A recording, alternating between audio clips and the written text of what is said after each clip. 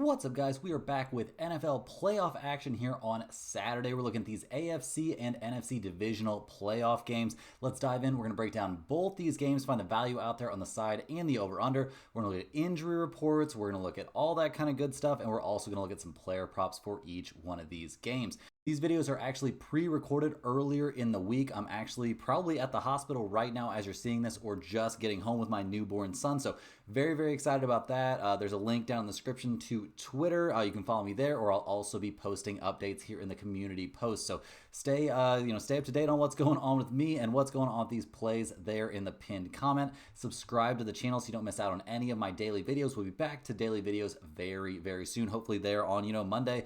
A video for the two games happening on Sunday coming out as well, so stay up to date on those. Hit that like button. I really appreciate everybody that takes the minute to hit that like button. Really helps get these videos promoted out there. I also really appreciate everybody that comments down below, letting me know any picks you're looking at today. I'll do my absolute best to get back to you. Gonna be a little busy here for a couple days, guys, but we'll get things figured out. We'll get on a schedule and I'll be back at it. So thank you to everybody. Let's go ahead and dive into this game. As usual, guys, our favorite picks will be in the pinned comment down below. Now let's get into our first game of the day. Here we've got the Houston Texans going on the road to take on the Kansas City Chiefs. The Texans coming away with that big 32-12 blowout win there against the Chargers. A crazy game for Houston, way better. I mean, there were some things that did break in their favor in this game, but really they played very, very well, especially on defense, picking off Herbert 4 times. Not all of those interceptions were Herbert's fault for sure, but definitely a good day for the defense. CJ Stroud did get picked off once, but also passed for 282 yards. A decent day from him. 1 touchdown, 1 interception, sacked 3 times. He also ran the ball 6 times for 42 yards. Very impressive to see him using his legs out there. In the playoffs, these quarterbacks are allowed to take much bigger risks there. You don't want your quarterback getting hurt there in week 10, but if he gets hurt in the playoffs, that's just kind of the way things shake out. So good stuff from CJ Stroud. Joe Mixon had a monster game, 25 carries, 106 yards, and a touchdown for him. Nico Collins, also a monster out there. Basically the only wide receiver to have even close to a big day there for Houston. He had 122 receiving yards, caught 7 of 8 targets. He had a touchdown in the game as well. We did see Mixon fumble it away once. A couple turnovers there. 3 total turnovers by the Houston Texans.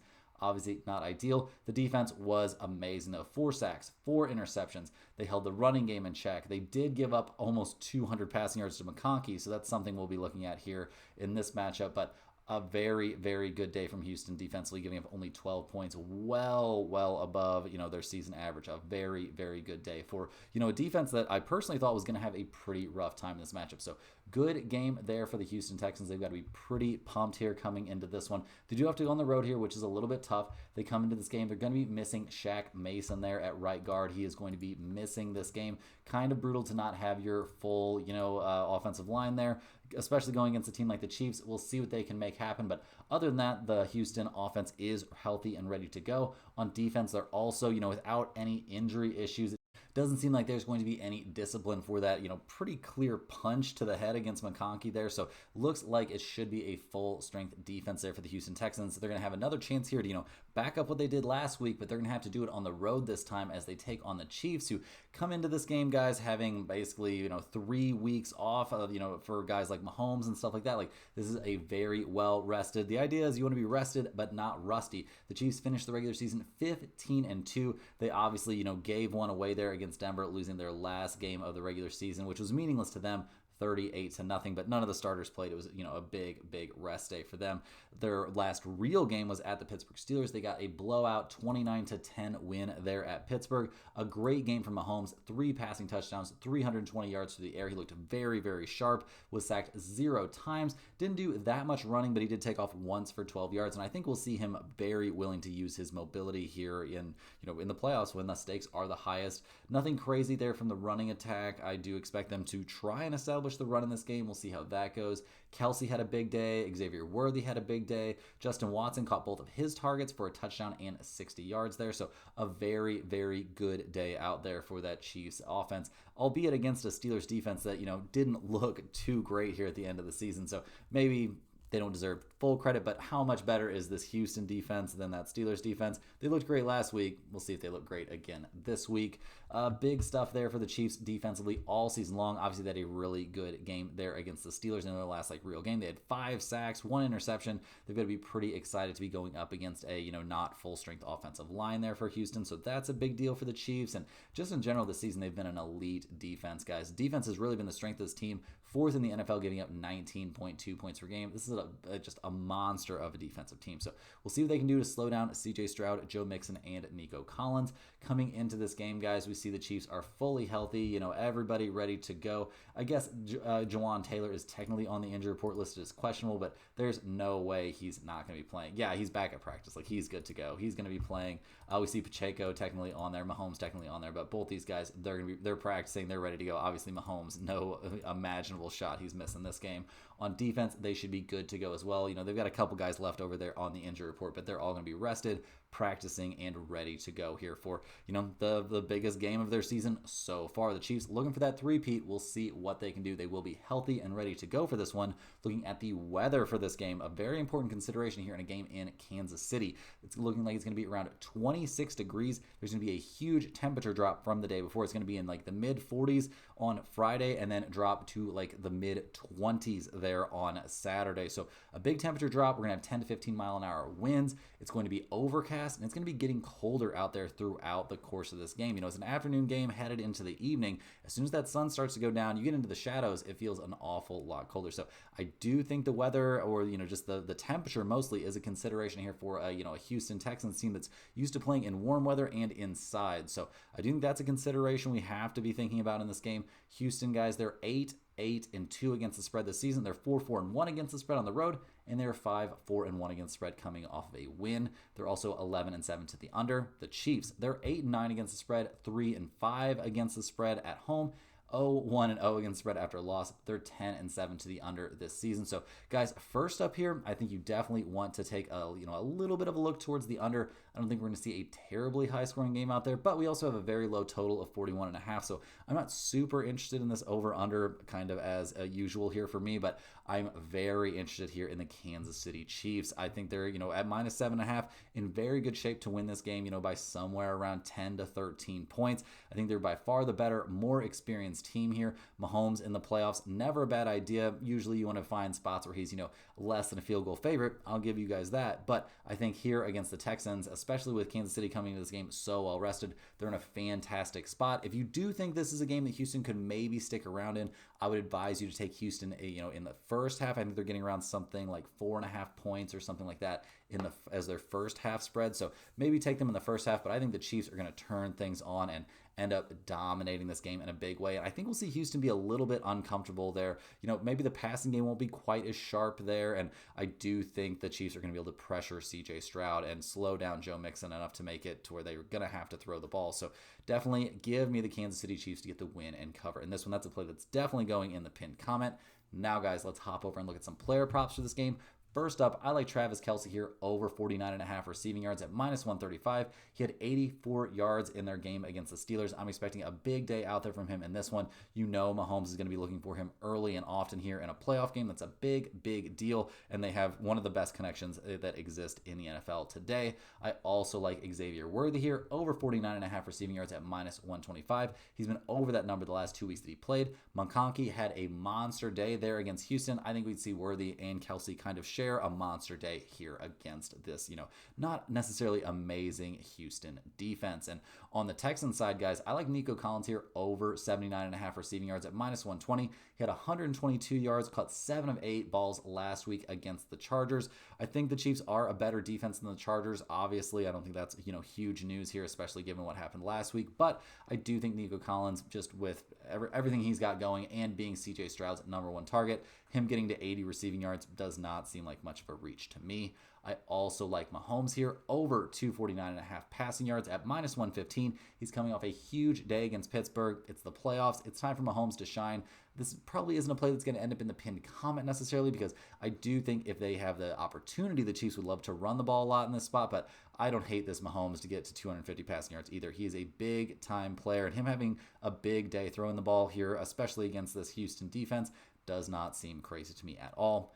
Last but not least, guys, I like CJ Stroud over 3.5 rushing attempts at even odds. He had 6 rushes for 42 yards against the Chargers. I think the Chiefs are going to try and bring that pressure. So running him every once in a while, or him, running after escaping the pocket and stuff like that, very much seems like a possibility. It could be a little bit tougher out there. I don't know how many yards he's going to get on these runs, but getting to 4 rushes in this game, I think, is very, very live for him. And at even odds, it's a very, very nice price. So, guys, that's all we've got here for the Chiefs and Texans. Now let's hop over and look at our second game of the day. We've got the Washington Commanders here. They're going on the road to take on the Detroit Lions. Washington obviously coming off of that huge win over the Buccaneers. A very well played game by them to come away with that 23-20 win. Obviously some mistakes made there late by Tampa Bay. That one fumble really comes to mind, but a good game there by the Commanders. Definitely they deserved that win. No shade towards them. That was a great win, especially by a young quarterback. Jaden Daniels going out there, 268 passing yards, 2 touchdowns, 0 interceptions. He was sacked 1 time, also ran 13 times, but for only 36 yards. They're definitely going to be hoping that him running the ball has a bit more success in this one. It took a doinked in field goal from a kicker that was clearly having a mental breakdown. I'm sure you guys saw how many times he was like fixing his hair and then going to put his helmet on, then fixing his hair and then going to it was crazy. But he knocked it through, really knocked it through. It was a doink, but he made it. So props to them. A very, very good game from Jaden Daniels. Brown had a big day catching the ball. McLaurin, obviously the number 1 target on this team, caught 7 out of 10 balls for 89 yards. Good stuff there. Austin Eckler, very active in the running and passing game, so they're going to be looking to utilize him more. And just a very good day out there. Not as high scoring of a game as many would have thought. I mean, a 23-20 game. Both defenses stepped up a little bit and, did some very, very good things. On the defensive side of the ball, Washington, obviously that's a pretty good game for them, but they did give up 77 running yards. That's a concern in this matchup for sure. To Bucky Irving, 23 running yards to Baker Mayfield. I don't think that's a huge concern necessarily here. I don't think, Goff is going to suddenly turn into a running back, but they also had 0 interceptions, only 1 sack. You're going to have to put some pressure on Goff or it could end up being a very, very long night for you. So we'll see what that defense can do in this one. I mean, over the course of the year, the Commanders, not a very good defensive team at all, 18th in the NFL, giving up 23 points per game. And against better teams, they usually did not have a good time at all. I mean, against the Eagles, mostly with their backup quarterback, they give up 33 points. They give up 26 points to the Eagles in, their real game there in the middle of the season. So we'll see if this defense can step up in this one. The Commanders do come into this game fully healthy there on offense, emerging from the first round of the playoffs there with no injuries. Has to feel very, very good. On defense, we do see Payne questionable there on the defensive line. Obviously, this is being pre-recorded here early in the week, so he is questionable for this game. We'll see what happens. It was a finger injury, so I'll be very, very surprised if he doesn't find a way to play in this game. But we'll have to see. We'll just have to wait and see here. The Commanders will hoping to have him back here as they go on the road to take on the Detroit Lions, who finished their regular season off 15-2. They got a big, big win there last week of the season, a 31-9 blowout win there against the Vikings. Had to feel very, very good to get the job done in that one. We saw, Goff really struggle out there. 2 interceptions, 1 touchdown, 231 passing yards, sacked a couple of times.